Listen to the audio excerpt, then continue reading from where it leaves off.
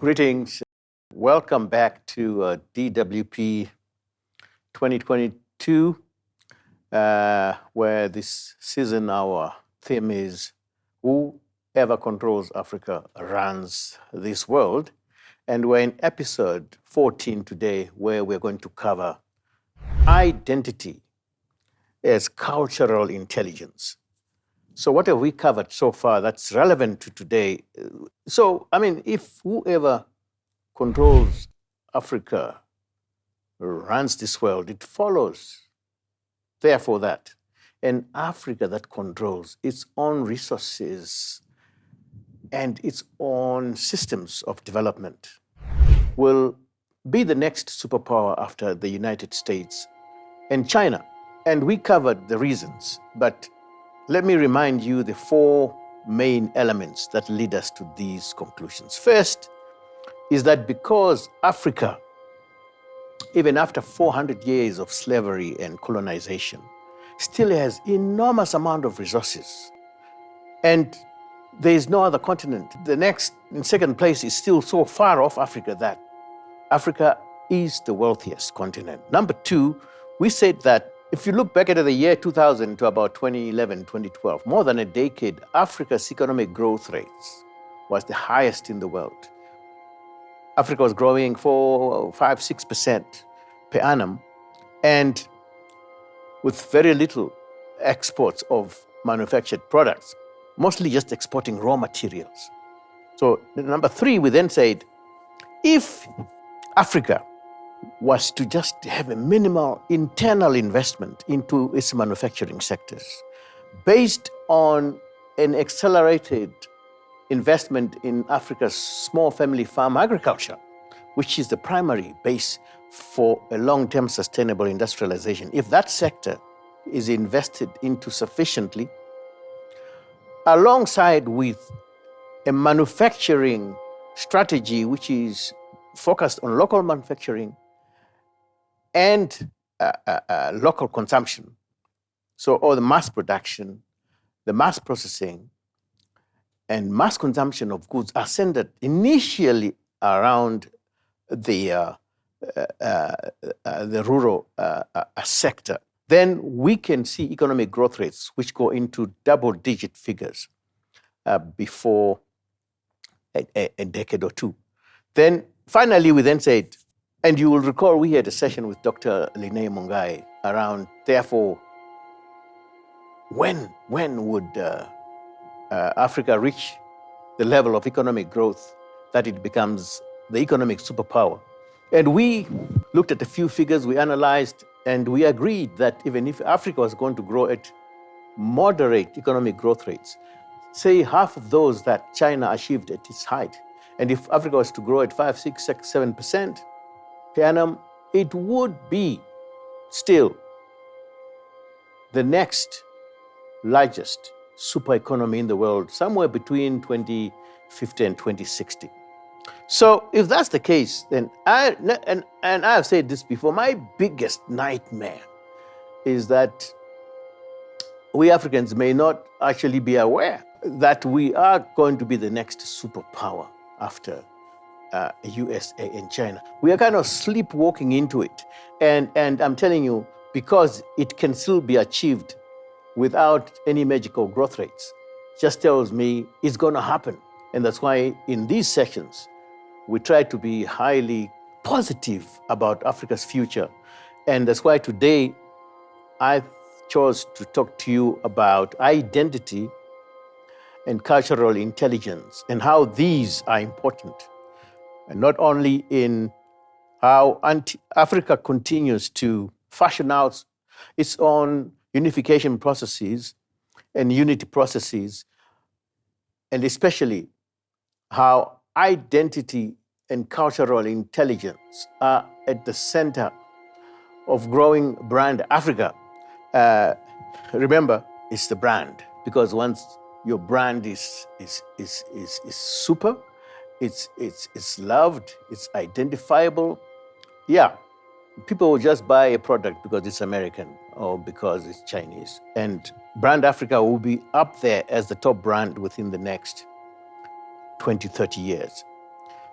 So you can imagine, I am talking about identity and cultural intelligence today because it is only when Africans take these in our own hands that we are now able to start consciously building a Brand Afrika that is magical, that makes it possible for us to sell so many diverse products to the rest of the world. And I know in the last few episodes, 11, 12, 13, we focus on Africa Union, and then we focus on the Africa Union Commission itself to try and see how this institution, how this extremely important institution, no matter how many limitations, no matter how critical you are about their shortcoming, my suggestion to you, fellow Africans, is this is the institution that belongs to us, that we have to work with and ensure that it takes us where we go, amongst other efforts.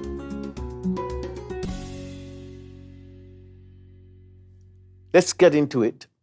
What are the facts when we talk about identity and cultural intelligence? Let me start by pointing out that progress towards being a fully industrialized society with massive economic transformation is actually not a mechanical process. It's not a technical process. It's a cultural transformation journey. And that's where I want to start. So when we look at the Africa Union's Agenda 2063 with the 7 aspirations, I know one of them touches on culture and African cultural transformation, renaissance, and so on. My thinking is that it's just tucked somewhere there in the 7. I think it should be at the top of the list. So let me explain why it is important to distinguish manufacturing from industrialization for the purposes of this conversation today. Manufacturing is the process through which we must produce products and then value add them through mechanical processes so that we increase the value of labor. And then we end up distributing and consuming improved products in our society. That's the manufacturing process. But we often call it industrialization because it is industrialization, except that I would like to suggest the use of the term industrialization more appropriately to refer to the continuous reconfiguration of society, the continuous transformation of its cultural systems, way of doing things. Because as manufacturing grows, all elements of society transform. The way families function changes. Because in pre-industrial society or in an agrarian rural society, the way the family organizes around its work, around educating each other, around consumption, and so on, is going to be disrupted. Because as all these processes become urban, industrial-based, the family becomes more nucleated, the family functions differently. So industrialization is a mindset transformation of the whole of society. All systems change. The educational system changes, it becomes more industrial rather than more mentoring. The legal systems change because they are much more focused on economic, commercial, and business aspects of how we trade, we name it. All key systems of society change. That's why Africa should not sleepwalk into an industrial giant, because by nature, culture will be heavily transformed. And when we sleepwalk into these processes, we start wondering and complaining about, oh, the next generations don't understand African culture. Look at the way the family system is functioning. It's crumbling. Look at the way the religion has gone. It's much more an industrial or commercial process rather than a real spiritual process, etc., etc. So it's a software issue. It's a mindset issue. It's not a hardware issue. So in summary, I would want to therefore say, when we talk about identity and cultural intelligence, we cannot be too dogmatic about it. It takes me to the second point, which is to say both identity and culture, not only writing about it in my books, but also reading and listening to other thinkers, is something that does not have a fixed definition, of course. I mean, culture is dynamic, identity is dynamic. You think at it more carefully. It doesn't really matter who we are and where we are. Ultimately, it's the circumstances and the environment which defines one's identity. So we shouldn't be too narrow-minded about it, because if you're on some island lost for weeks, no sign of a human being, and the next human being that shows up is if you're an African, that is, and the next human being who shows up is not even an African. Their color is yellow, and they look different from you, but because this is the only human being you're going to have access to over you don't know how long, you can identify as one immediately. In other circumstances, you don't. That's why it is important to understand identity as intelligence and not as a dogmatic position. But when you go into the literature, the second fact I want to put on the table today is that when you go into the literature, you'll find maybe there's two major groups of philosophical position. One is kind of the essentialist position, and then we have the kind of anti-essentialist positions. And the essentialists basically argue that identity and cultural intelligence for Africans this time, to be specific, is it is a reappropriation of this idea of the great need for Africans to identify as one at some point. Some idea of what would it have looked like pre-colonial, pre-slavery, and what is it that is commonly shared amongst Africans. And in today's terms, shared amongst Africans, not only so that we can, as recently as 100 years ago, fight colonialism and slavery, but also to acquire not just political freedoms, which we kind of started getting back in the 60s, but today, especially economic and political freedoms in this world, which Africans don't have. So that's the essentialist position. The kind of anti-essentialist position dismisses all this and basically says, there's no position. You cannot define Africa or Africans. African identity is a nebulous thing.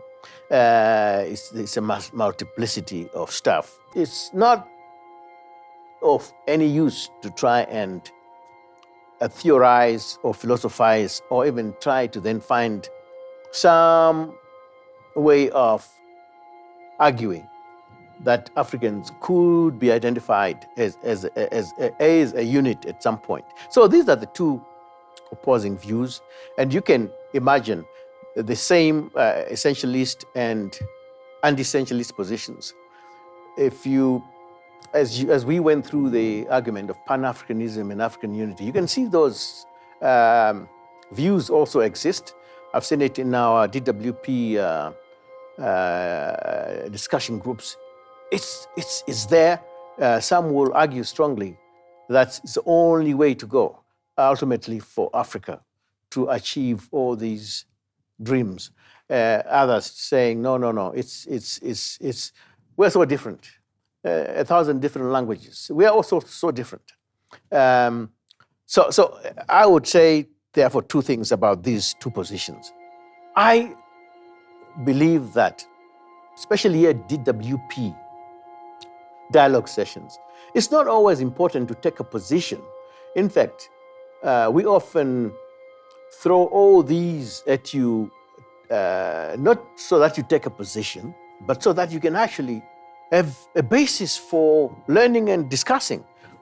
A lot of people don't take positions, and most likely they're the ones who learn the most, because they're trying to get the essence of it, and eventually they'll see what they can identify with, what they may not. Some will know when to use this an idea and when not to use it. So I would basically say that's my recommendation. You don't have to take a position, but what you need probably to do is to engage and then figure out how useful these ideas are, especially for the issues and challenges that we're trying to deal with. Because in fact, number 3, I now want therefore to go to that issue of African identity. And as I say, it's a wide topic. There's no single framing of this issue. It doesn't matter whether it's in the literature or discussing with people. But what I've done after looking at the various views around this, I've come up with 4 imperatives that I'd like us to cover in the DWP sessions around this issue of intelligence as cultural intelligence. The 4 essentially just show the breadth. I'm starting off with number 1, which is looking at the issue of identity and cultural intelligence as a way of life. How a people can identify themselves as one because they share ideas, they share a worldview about their way of life and certain beliefs that they commonly share. So that would be number 1.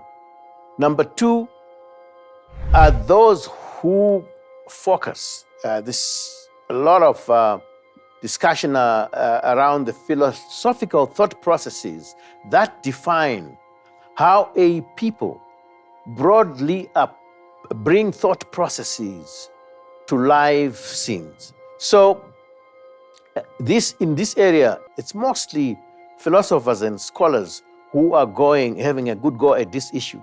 And for you to have an idea of what this looks like for those of us, you and me, who are not trained as philosophers. But essentially, the argument is that the European approaches to thought processes is much more deterministic and much more kind of analytical. So a lot of chopping up issues so that we can put it back together again. So a lot of Eurocentrism is regarded as much more structured, deterministic, whereas the African approaches to thinking, to research, to science is much more probabilistic and much more intuitive. And we're going to, certainly this number 2 aspect I'm covering now deserves a full session in its own right, because it goes to the heart of eventually what would distinguish a Eurocentric worldview from an Afrocentric worldview. Number 3, there's literature which argues strongly that whether we like it or not, Africans have to reflect on the issue of identity and cultural intelligence, because in today's terms, there are circumstances that have led Africans to want to come back to examine this issue because of the subjugation that Africans have gone through over the last 400 years. These are 2 distinct forms of, models of argument, which takes me to the 3rd one. Kind of transcontinental response to the marginalization of African cultures during the slavery and colonial period. And you find a lot of the thoughts, philosophies, and approaches that were developed, especially in the diaspora, centered around the whole idea of how and why Africans were denied over a long time their own indigenous approaches to self-expression, to self-critical thoughts, and so on.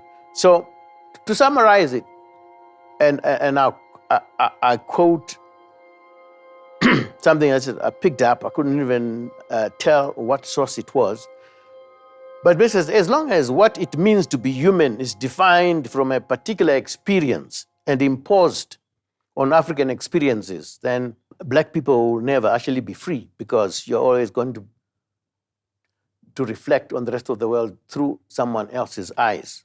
So that's the transcontinental response, driven mainly from the diaspora, mostly in the 19th century and early 20th century. If we then go to the fourth and last one, the much more continentally dominated dialogue amongst African scholars, that now brings the experience, the colonial experience, especially having experienced colonization as a very, very well-organized system of authoritative enforcement of knowledge systems that are external, which are then disruptive, and these are used to almost discursively reconstruct what the truth is for a people who hold their own truth, but now they're being told, no, the truth is somewhere else in a European man's head. So African scholars, much more recently, over the last 20, 30 years, have actually come out more strongly. A lot of intellectual giants, the Achima Fejes of this world, Achille Mbembe, there are many. We are also going to devote a session to that. So I've given you the four major categories of what you might call African identity models or framing for us to look at in future sessions. Let me go to fact number 4.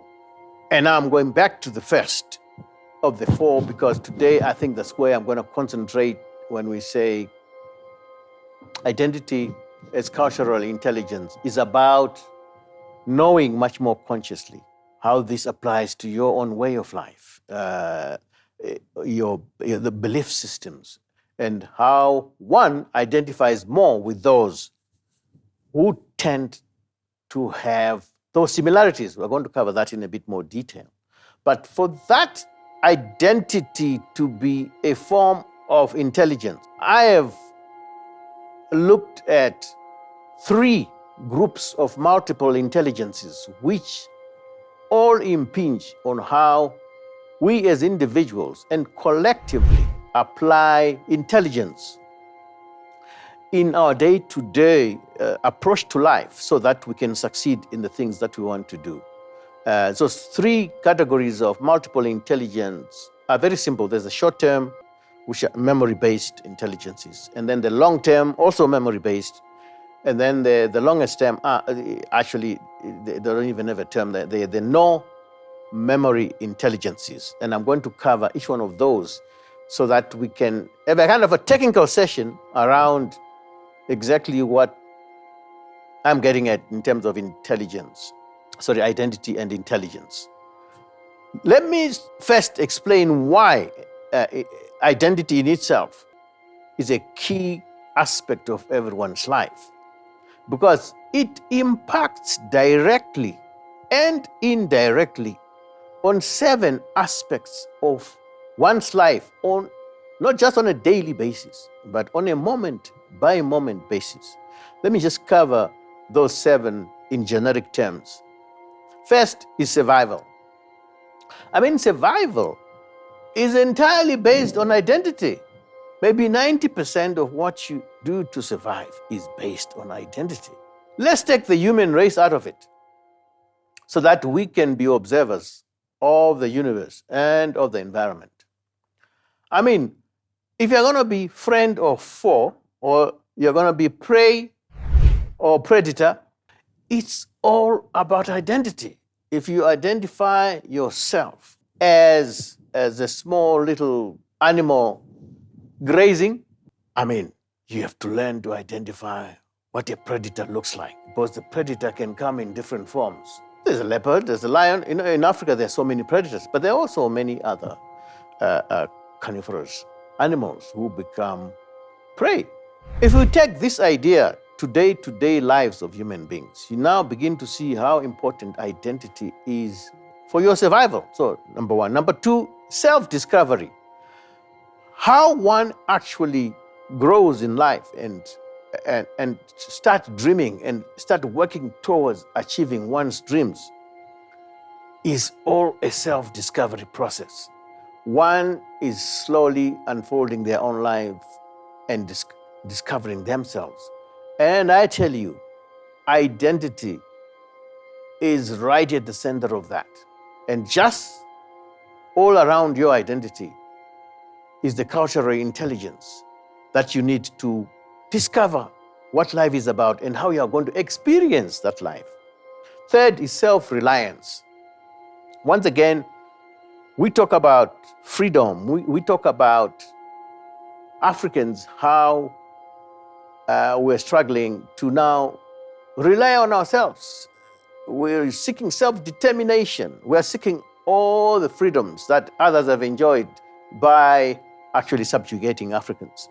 And self-reliance, once again, centers around identity, because there are going to be people, there are going to be circumstances where you are going to be denied self-reliance, because when you rely on yourself, when one relies on oneself, it may not suit others who want to exert some kind of control over one. Number four, creating. The process of actually creating something is a reflection of one's identity, because the universe is so intelligent. Let's put it straight. We, as human beings, we are intelligent only because we exist in an infinitely intelligent universe. So thoughts don't just emanate from your brain. Your brain is just a piece of meat, just another muscle. You are in an intelligent universe. So tapping the creative energies goes back again to not just belief systems, it goes also back to identity. So number five, co-creating. Now, co-creating means you're not only able to create in one's own right, but you're now able to do this with others. The co-creation process is one of the most important processes in the transformation of any human being, any family, any community, any society, the whole world, because it's about how to think together with others, how to work together with others, how to actually celebrate or suffer together with others. The co-creation process also relies a lot on identity, because how you collaborate with others, the choices you make on collaborating, the choices you make on actually working collaboratively or having to deal with a collective issue is going to be, who is it? Is it a man or a woman? Is it a white guy or a black girl? Is it tall? Is it short? Identity comes with a multiplicity of elements that define it. It's not just, you tend to concentrate on a few things. The color of your skin, the language you speak, what country you were born in, how much education you have, from where, how wealthy one is. We tend to concentrate on a few heavy-duty type of elements. But in reality, there's much more than several thousand elements that will come into play unconsciously, because you build these in your subconscious mind from early stages of a few days of being born. By the time you're 7 to 10, you're accumulating all these elements. You know now what your identity is and how you can survive and relate and interact. So finally, it's coexisting. Because coexisting is ultimately the idea of being human. 8-9 billion human beings on this planet. How do we coexist? But it starts right at home where you are. How do you coexist with yourself? How do you coexist with others in the family, in the community? Identity and culture are right at the center of coexistence. And as we'll cover later in some other sessions, later sessions, then go back to more specifically how Africans function in those circumstances. So what I'm going to do is, for now, just leave this at that in terms of the facts I wanted to put on the table. Facts is what it is that impacts on and defines one's identity and cultural intelligence. So thanks for listening.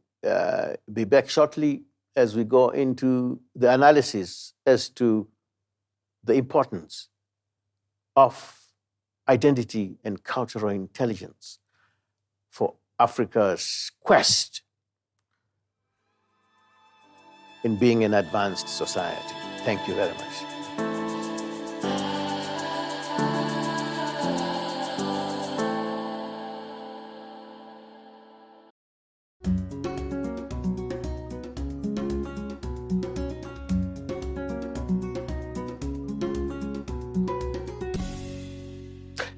So welcome back to analysis of this issue of identity as cultural intelligence.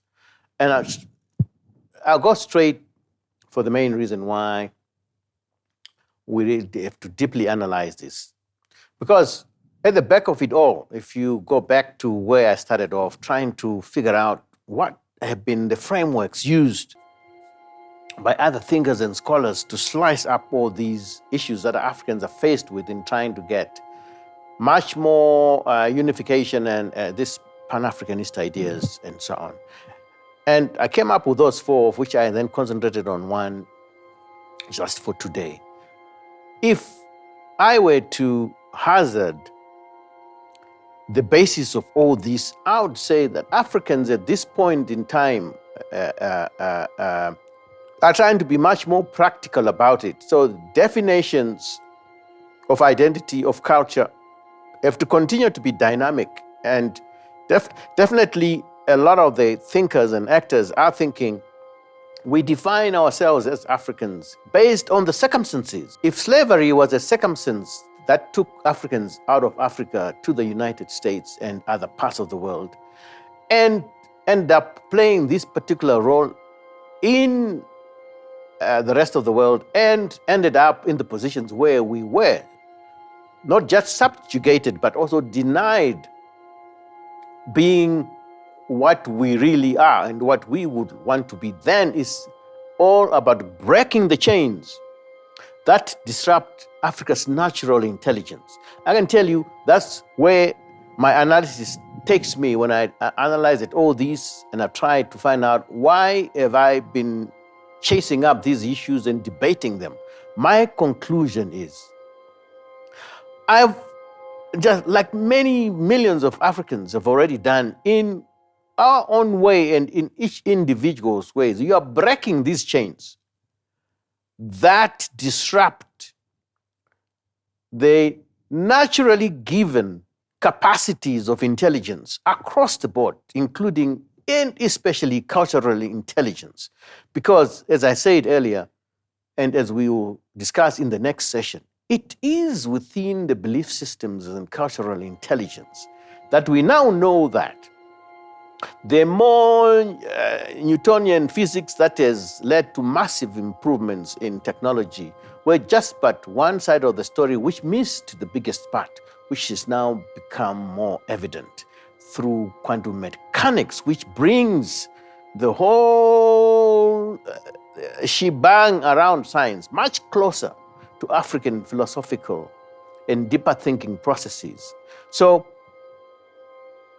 forcing one's culture or another culture is the most primitive thing to do when you think about it today, because even the existing several thousand different cultural identities in the world today, we could multiply those. There could actually be millions. The more, the better.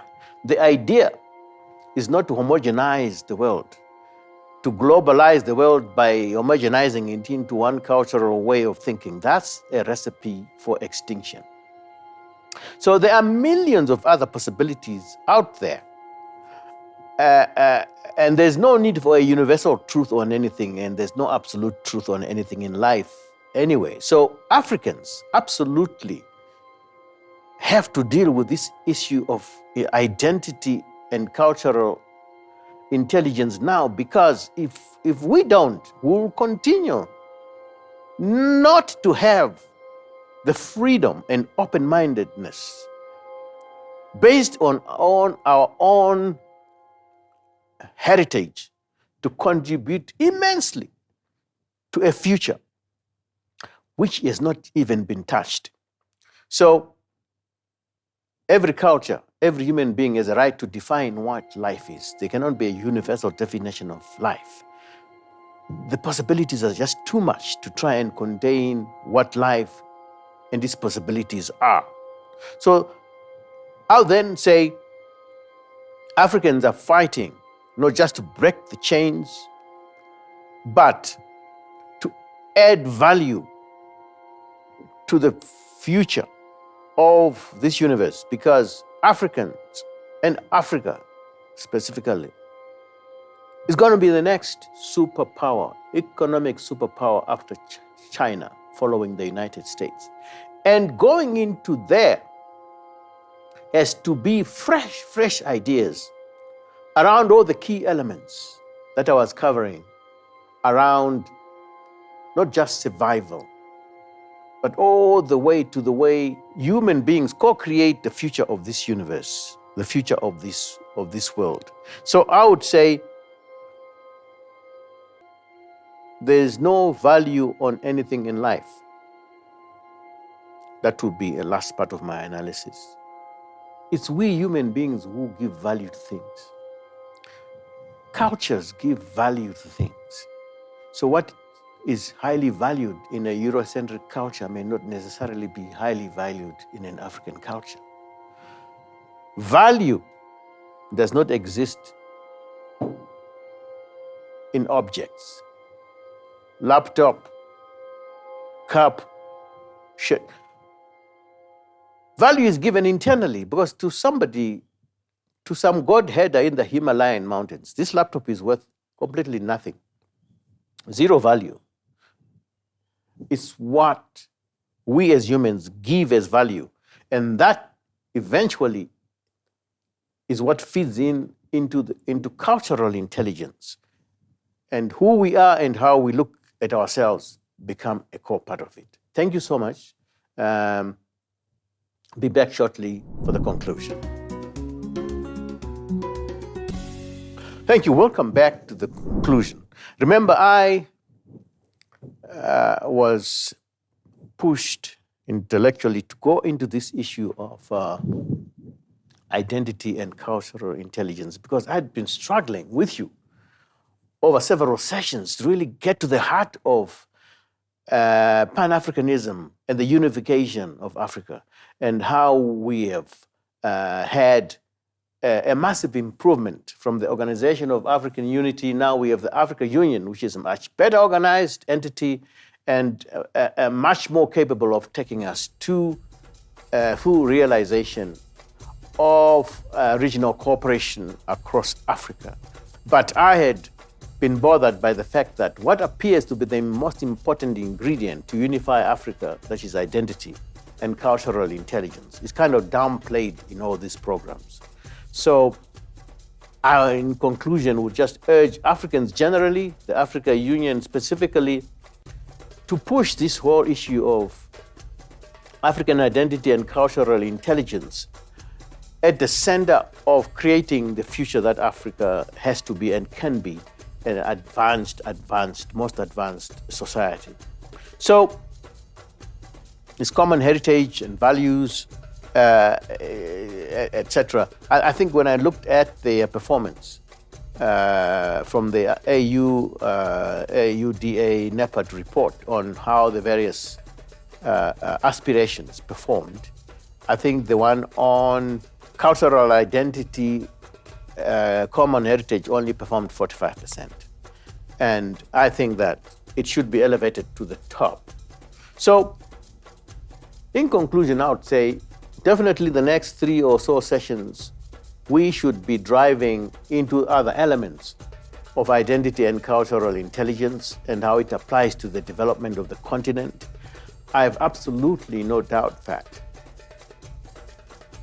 by putting African identity and cultural intelligence at the center of driving all that we are trying to push towards the advancement of an African society, we're going to find that this would accelerate progress in a number of other areas pretty quickly, because at the end of the day, we are at the 4th and final stage of what could be a momentous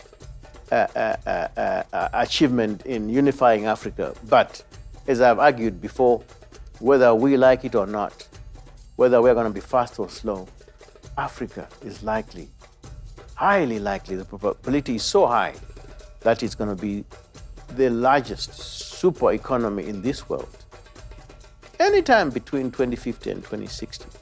And God forbid it happens and we're not even aware it's happening. God forbid it happens, we're not ready for it. And most importantly, please, let that not transform Africa into some kind of Eurocentric society. It has to continue to be an Africa by Africans who have a much more human touch to it, a much more advanced, not just humanity, but worldview, which really understands the relationship between the physical and spiritual world much more than what we have seen with Eurocentrism. And finally, for that to be radiated through the Brand Afrika, and for that to be radiated through all current and future products and services that come out of Africa as we trade and relate to the rest of the world. So once again, I don't have to remind you, but I will remind you, whoever controls Africa controls the rest of the world. And definitely an Africa that is controlled by Africans in terms of resources, in terms of identity and culture, control in terms of much more human spiritual religions rather than these commercial ones. And an Africa that refreshes a world that is desperate for humanity is really what we're trying to push for at DWP. Thank you very much for listening. See you in the next session. Bye. So my name is Mandi Rukuni. I authored this book, Being African, which I'm recommending to you. You stand a chance of winning a copy of this book in the DWP competitions. But I wrote this book primarily because we Africans often confuse Westernization with modernization. So this book goes through what it takes for us to modernize Africa using our heritage rather than Westernizing it. So Hunu, Botu, Ubuntu, Udugu is what this book is about. I recommend it to you highly, and those who want the practical side of how to succeed using heritage values, you can go to the small handbook of African Pathways to Success. Look forward to you participating in the competition. Thank you. Stand a chance to win a copy of the book, Being African, or the booklet, African Pathways to Success, by subscribing to our YouTube channel, Dialogue with Prof Mandi Rukuni, and leaving a comment on one of our recent videos. You can also like our Facebook page and comment on a recent post. If you're on Instagram, follow the profile Prof Mandi Rukuni and leave a comment on a recent post as well. A random participant will be chosen at the end of the month and will be contacted and given the book.